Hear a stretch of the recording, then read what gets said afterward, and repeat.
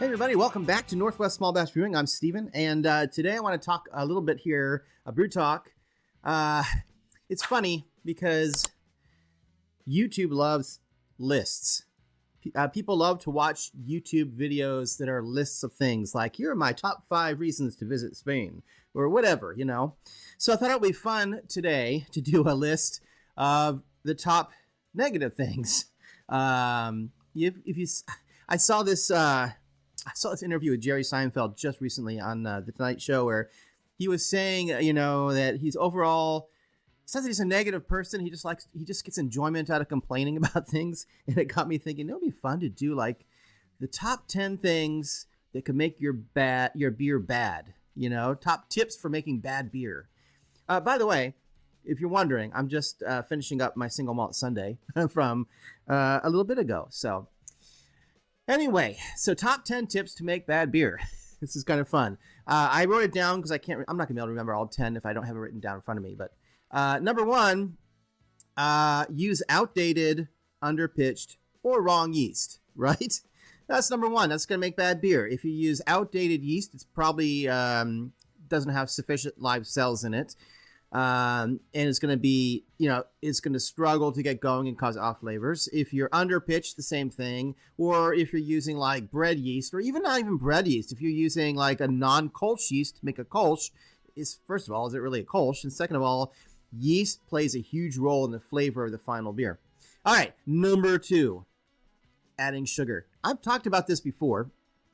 It is a common mistake, I feel, that new brewers make when they finish their boil and they realize they haven't hit their numbers, right? They're not hitting the gravity number they wanted, the original gravity. And so to try to fix it, they just throw in sugar to up the gravity. And yes, that fixes the number, but then you're going to end up with a very dry beer that doesn't have much body to it. Because, it's just, sugar is just simple sugar. It'll add alcohol for sure, but it's not going to add much else. Number 3 tip, third tip to make bad beer. Don't keep records of what you're doing, and don't use brewing software. Every beer you make, or whatever you're doing, you should keep a notebook of some sort and file it away when you're done. I always have notes all over my recipe sheets. That's basically my records. And they oftentimes will say at the top, the final result had this particular off flavor, or was great, do it again, or, something like that. So, because, a year from now, you're not going to remember how that turned out, unless you have a YouTube channel like me and you can just look back at your old videos. But that being said, also using brewing software, in my opinion, is the equivalent of using modern day all-in-one brewing systems. It's become super easy to brew beer with these all-in-one brewing systems, and it's become much easier to calculate good recipes and make proper adjustments by using the software that's out there. Or not even software. I use Brewer's Friend, which is a website. So I don't even download software. I just use their, online stuff. Where am I at? Number 4, right? Number 4. Hey, if you want to make bad beer, don't accept advice, right? Here's the thing. It's very easy to get set in your ways and be stubborn and say, no, I know this is correct. But it's also super, super helpful to keep an open mind and go, okay, you know what? I'm going to give it a try. That's the reason I homebrew, because I can try it myself. And I've done that so many times where I've just said, I'll give that a try. And sometimes it doesn't work out for me. Sometimes I'm like, nah, that didn't really, I don't feel like that was the right thing to do, or they were correct. And sometimes I'll be surprised and go, well, either it improved it, or at the very least, it removed a step in the brewing process without actually, causing any detriment to the beer. Number 5, don't sanitize. If you want to make bad beer, just don't sanitize, right? I guarantee if you don't sanitize, you're going to get an infection. And at the very least, you'll get off flavors. At the worst, you're going to have mold and things that will really, really mess up your day. Number 6, to make bad beer, store everything, your beer, your ingredients, store everything in a warm, damp, sunny spot, right? Well, if it's sunny, I'm assuming it's warm, but the sunny part of it, it's going to what? It's going to skunk your beer, right? The ultraviolet rays. If it's too warm, well, the grain, the hops, you just don't want to store those in warm places. If it's damp, obviously that can promote mold and mildew. So, none of that's good for beer, unless you're trying to make bad beer by using bad ingredients that have gone bad. Number 7, bottle your beer, right? Condition it without measuring the priming sugar. Even on a good day, measuring your priming sugar, you can still end up with bottles that are overcarbonated, undercarbonated.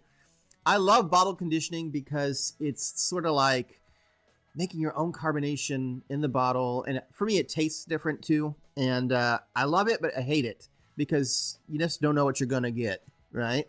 But if you don't purposely measure, you really don't know what you're going to get, right? So you absolutely have to measure your sugar, whatever kind of sweetener you're using to prime. Number 8, the number 8 reason or 8 tip for making bad beer. Ferment your beer hot. Yeah. So it's, 100 degrees out. Just throw it in a bucket, leave it out in your, garage, 100 degrees plus. You'll be fine. No problem. I think most of us who've been brewing for a while know that temperature control on the cold side is probably the number 1 thing that will make a difference in your beer. Number 9, the 9th tip for making bad beer. Skip the boil. Don't boil it. Don't boil your wort. Now, this has a huge asterisk on it because, of course, you have no boil raw ales. And honestly, if you're doing extract brewing, I don't think you need to boil. I've done it plenty of times where you just bring it up to a point where you can pasteurize it. It's already been boiled if you think about it. So there's some asterisk with that one. But generally speaking, you need some kind of boil, even if it's just a short and shoddy, Martin Keane, 30-minute boil. The number 10 tip for making bad beer: don't adjust your hops by their alpha acid.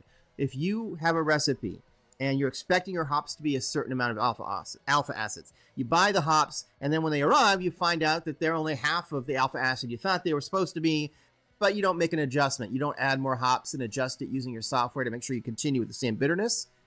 You're going to have a different beer. It's not going to be the same.